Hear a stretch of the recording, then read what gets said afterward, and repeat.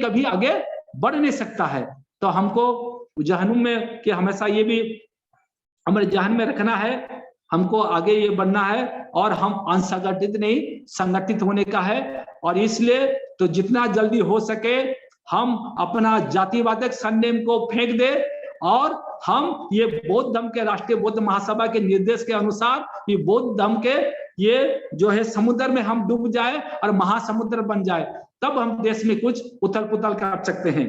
तो बस इतना कहकर, और भी हमें हमारे सर से बहुत कुछ सीखने का है। और एक बार हम जब जुड़ नहीं पाते तो बहुत ऐसा होता है कि हमारे बहुत कमी रह गई है।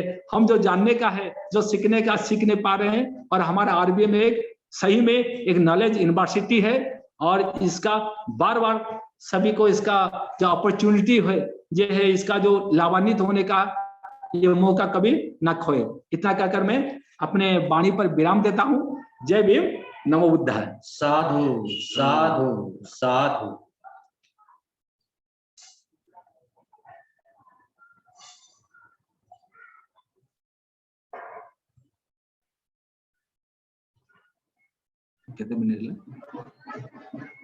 बहुत बहुत साधुवाद माननीय साहब किसान जी, आपने बहुत ही बढ़िया बात रखी। और मैं इसके पश्चात आज के कार्यक्रम के मुख्य अतिथि माननीय बादल सिंह बौद्ध साहब से अनुरोध करूंगा कि वे अपनी बात रखें। कार्यवाहक अध्यक्ष राष्ट्रीय बौद्ध महासभा माननीय बादल सिंह बौद्ध। माननीय संचालक जी, मेरा ऐसा मानना था कि सामान्य चर्चा है तो कुछ साथी जो अपनी बात रखना चाहें तो साथियों को भी मौका दिया जाए। सामान्य चर्चा नहीं सर, सामान्य चर्चा में नाम मेरे पास बताइए कौन को देना है।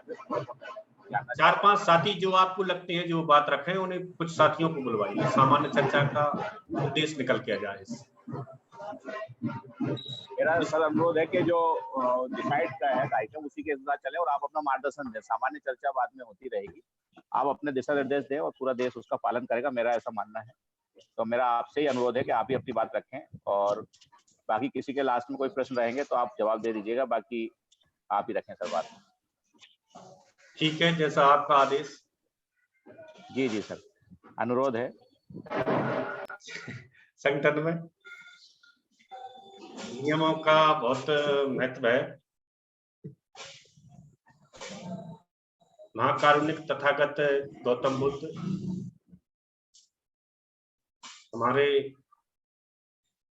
शिक्षा के क्षेत्र में मार्गदर्शन करने वाले शिक्षा के अग्रदूत ज्योतिबा फुले साहब, भागीदारी व्यवस्था के जनक छत्रपति साहू जी महाराज, और हमें एक अच्छा मार्ग देने वाले बाबा साहब डॉक्टर अंबेडकर, करोड़ों बहुजनों के बहुजन सम्राट मानवर कांशीराम साहब, और बिखरे हुए लोगों को पुनः संगठित करने वाले आरबीएम के रूप में संगठन देने वाले हमारे संस्थापक महोदय राष्ट्रीय अध्यक्ष जी माननीय धर्म प्रकाश भारती साहब, पूर्व मंत्री और विधायक, कार्यकारिणी के समस्त पदाधिकारी और उपस्थित साथियों को सादर जय भीम, नमो बुद्धाय।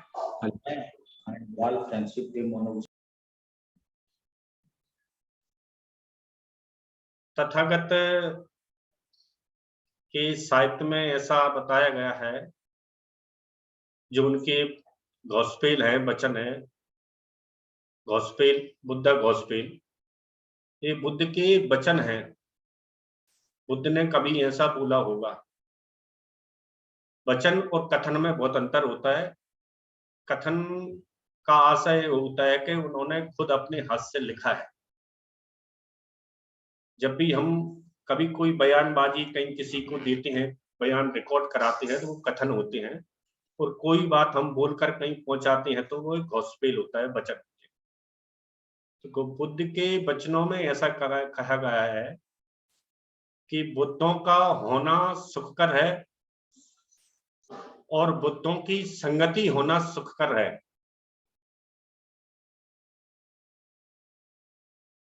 और जो बुद्धों के अनुसार तर्क संगत वार्ता नहीं है, बुद्धों के अनुसार तर्क संगत संगठन नहीं है, बुद्धों के तर्क संगत अनुसार कार्य नहीं है, उनको त्यागना उत्तम मंगल है।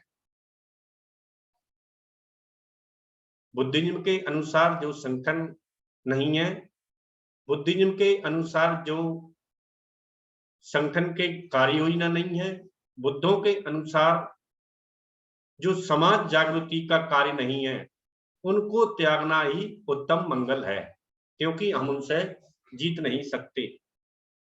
उनसे हार मानना ही हमारा उत्तम मंगल है।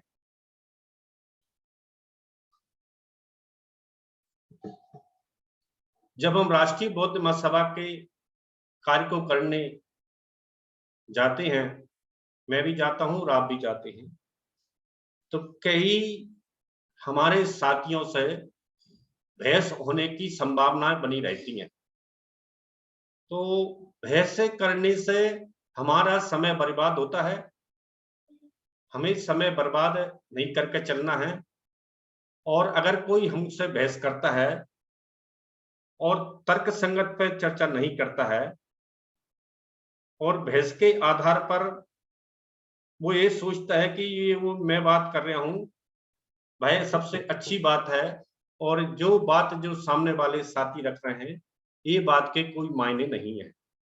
तो इस प्रकार के व्यक्ति तो मैं नहीं कह सकता, क्योंकि व्यक्ति भय होते हैं जो किसी भी विचार को अच्छे से व्यक्त करते हैं। इसे अभिव्यक्ति भी कहते हैं। जो व्यक्ति वक्तव्य में अपनी अभिव्यक्ति नहीं रखते वह व्यक्ति नहीं है। इंसान तो और अलग बात हो गई। तो हम उन्हें सामान्य तय कह सकते हैं कि ऐसे साथियों से बचकर रहना भी एक उत्तम मंगल है। ऐसे व्यक्तियों से अगर हम तुरंत हार मान जाएं, और मान लेनी चाहिए, यही हमारे लिए उत्तम मंगल का कार्य है। क्योंकि आपकी आवाज कितनी भी दमदार क्यों ना हो, लेकिन सामने वाले व्यक्ति को वह एक जानवर की तरह आवाज निकालते हुए व्यक्ति की तरह महसूस होगी। ये सामान्य चर्चा की बात है। ऐसी जगह अपनी एनर्जी बर्बाद न करते हुए आगे चले और आगे चलकर अपने कार्यों को रखें। अनुरोध है कि मूर्खों के मोह लगाकर अपना वक्त खराब ना करें। मूर्ख एक अलग ऐसी संज्ञा है, उसकी हम व्याख्या यहाँ नहीं करेंगे, क्योंकि यहाँ बहुत संसदीय तरीके से बातें रखने का संगठन में प्रावधान है। तो बुद्ध ने कहा है कि ऐसे साथियों से मूल ना लगना ही उत्तम मंगल है। तो हमारे संस्थापक महोदय कहते हैं कि जब मैं पार्टी का काम करता था तो कई लोग मेरे साथ हाथापाई करने के लिए भी उत्सुक हुआ करते थे, और मुंह से तो ऐसे ऐसे अलंकृत शब्दों का उपयोग करते थे, इन्हें आम भाषा में सामान्य चर्चा में व्यक्त नहीं किया जा सकता। और जब वो कामयाब हुए तो जो हाथ सबसे पहले आपके पोस्टर और झंडे फाड़ने के लिए लगाए जाते थे, वही हाथ सबसे पहले माला लेकर आपके पास आए। तो ये होता है लक्ष्य को बनाकर कार्य करना। सामान्य चर्चा का विषय है, इसलिए सामान्य बातें होनी चाहिए। बाबा साहब ने जब अपना कार्य प्रारंभ किया तो उस समय उनको भी इस प्रकार की बहुत सारी समस्याओं का सामना करना पड़ा था। आप सबसे हमारा निवेदन है, सामान्य चर्चा है तो सामान्य चर्चा के अनुसार माननीय राष्ट्रीय अध्यक्ष जी द्वारा दिए गए बहुत सारे निर्देश के वीडियो जो चैनल पर डाले गए हैं, उन चैनलों को मुझे लगता है कि साथी देख नहीं पा रहे उन वीडियो को, क्योंकि अगर उन वीडियो को, इतने निर्देशों को आपने देखा होता तो आज कार्य और गति प्रदान करता।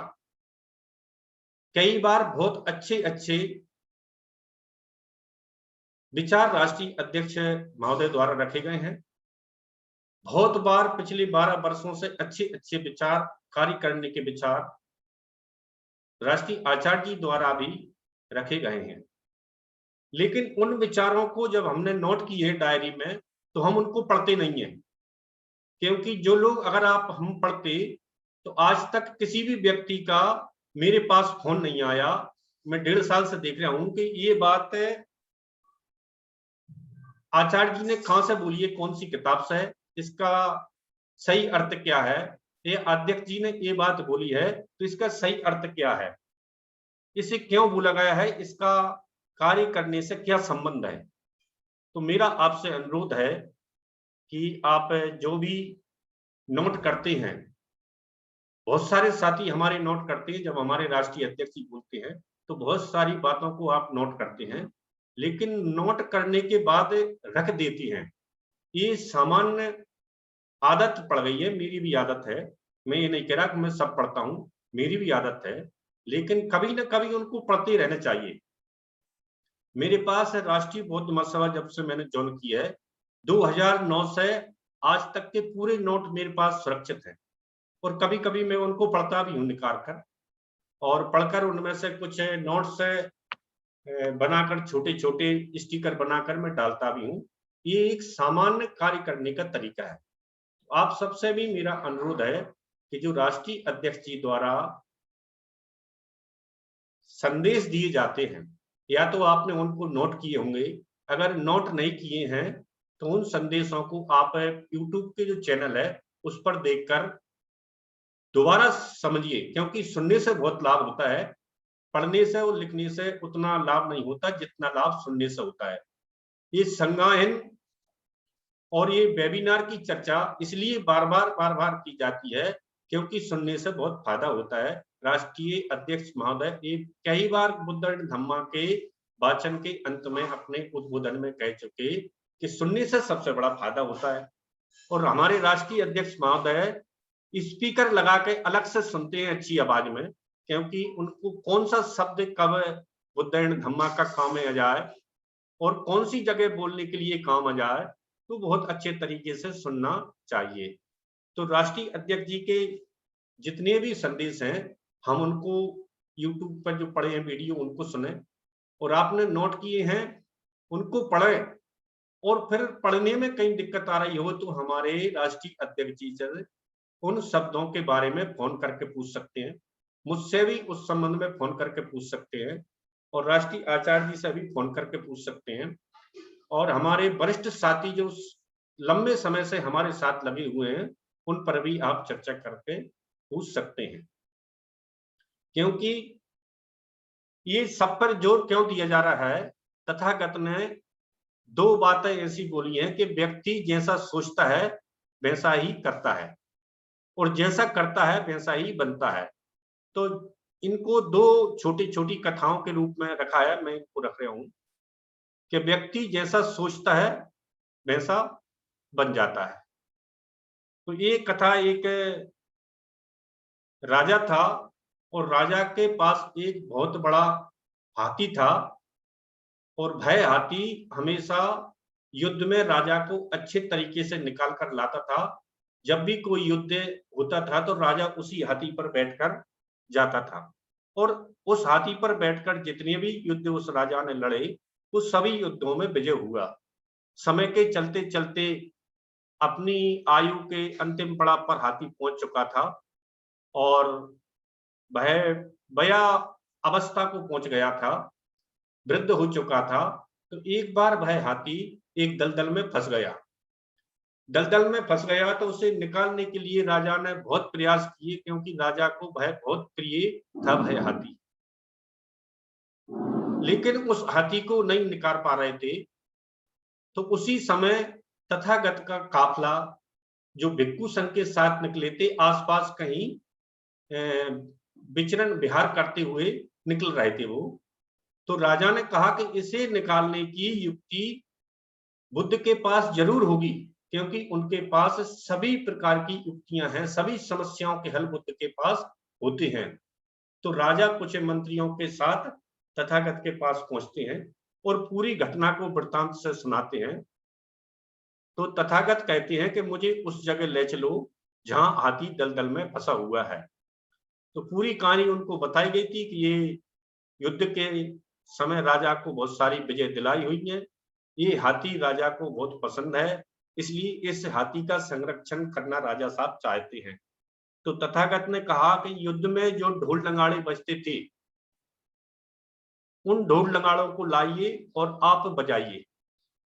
तो तथागत के युक्ति के अनुसार उन ढोल नगाड़ों को लाकर राजा ने जहां दलदल में हाथी फंसा था वहां पर उनको बजवाया। जैसे ही वो रन के बाजे बजे, जो युद्ध की लंगाड़े बजे, हाथी में ऊर्जा का संचार हो गया कि मैं कहां पड़ा हूं, मुझे तो राजा के साथ होना चाहिए और राजा की मुझे बचाव करना चाहिए। उसके पूरे शरीर में एनर्जी आ गई, क्योंकि उसने ऐसा सोचा, हाथी ने तो सोचा, जैसे ही उसके शरीर में एनर्जी आ गई और वह हाथी खुद ही अपने आप ही उस दलदल से बाहर निकलने का प्रयास करने लगा। उस दलदल से बाहर निकलने का प्रयास करने लगा तो थोड़ी सी सहायता में उस हाथी को बाहर निकाल लिया। तो एक तो ये कथा है कि व्यक्ति जैसा सोचता है वैसा बन जाता है। तो हाथी ने पहले ऐसा सोचा कि मैं वृद्ध हो गया हूं, अब यहां से नहीं निकल सकता, और हाथी का शरीर बहुत भारी भरकम होता है, उसे कोई आसानी से भी नहीं निकाल सकता। लेकिन तथागत की युक्ति के अनुसार जब उसमें युद्ध के समय के संचार की शक्ति प्रसारित की गई, उसको कानों तक सुनाई दी गई, तो उसमें ऊर्जा का संचार हो गया। तो हमें इससे ये शिक्षा मिलती है कि व्यक्ति जैसा सोचता है वैसा ही करता है। तो हमको ऐसा सोचना चाहिए कि राष्ट्रीय बौद्ध महासभा लंबे समय से इतने सारे वेबिनारों को क्यों रख रही है, क्योंकि ये जो राष्ट्रीय अध्यक्ष जी के संदेश हैं, ये राष्ट्रीय अध्यक्ष जी संदेश इसलिए बार बार समाज के सामने लाते हैं कि समाज एक विशाल समूह है हाथी की तरह, और ये सामाजिक रूप से छुआछूत के दलदल में फंसा हुआ है, शिक्षित अशिक्षित रूप से अविद्या के उसमें फंसा हुआ है, राजनीतिक रूप से ये गुलामी के रूप में फंसा हुआ है, आर्थिक रूप से ये भुखमरी के रूप में फंसा हुआ है, व्यवसायिक रूप से इसके पास कोई व्यवसाय नहीं है, और कोरोना जैसे काल में जो प्रतिदिन के कार्य होते थे, मजदूरी मेहनत के कार्य होते थे, वह सब बंद हो गए हैं, और कई जगह भुखमरी के भी आशंका हुई है, और कई जगह भूखे भी हमारे लोग रहे हैं। तो राष्ट्रीय बौद्ध महासभा ने कई जगह अपने इस प्रकार के कैंप भी लगाए। आगरा से भी राष्ट्रीय कार्यालय से इस प्रकार के सहायता के कैंप लगाए गए थे। तो जैसा व्यक्ति सोचता है वैसा व्यक्ति बन जाता है। दूसरी एक और घटना मैं सुनाता हूं कि जैसा व्यक्ति करता है वैसा हो जाता है, जैसा ही वह बन जाता है। एक सेठ था बहुत बड़ा, उस सेठ के पास एक गुरु आए, और गुरु ने उसकी हालत को देखकर कहा कि तुम तो रुग्ण बीमार जैसे लगते हो। तो वैद्य को बुलवाकर वैद्य से उसकी जांच करवाई, तो उसको एक भयंकर बीमारी का कहा, जैसे कैंसर और टीबी होती है। तो उसने कहा कि आपको इस प्रकार की बीमारी है और आप इतने दिन में खत्म हो जाओ। तो उस दिन से वह व्यक्ति ये सोचने लगा कि मैं खत्म हो जाऊंगा, मैं खत्म हो जाऊंगा, और वह व्यक्ति उसी दिन से जीर्ण शीर्ण होने लगा। उसका व्यवसाय में कोई मन नहीं लगा, और किसी प्रकार से वह प्रगति पर नहीं पहुंचा, क्योंकि वह सोचता था कि मैं अब बीमार हो गया हूं और अब मैं मरने वाला हूं। तो ये घटना भी तथागत से जुड़ी होती है। तो उस समय वह व्यक्ति का कहीं ना कहीं से संपर्क तथागत के कुछ भिक्षुओं से होता है, तब ये बात तथागत तक पहुंचती है। तो तथागत उसको बताते हैं जिस दिन मरोगे उस दिन तो आप मरना ही है, जब तक नहीं मरते हो जब तक पूरे काम जिंदगी के अच्छे से कर लो। अब आप निर्भय होकर उन कामों को करो, क्योंकि आपको मरना तो है।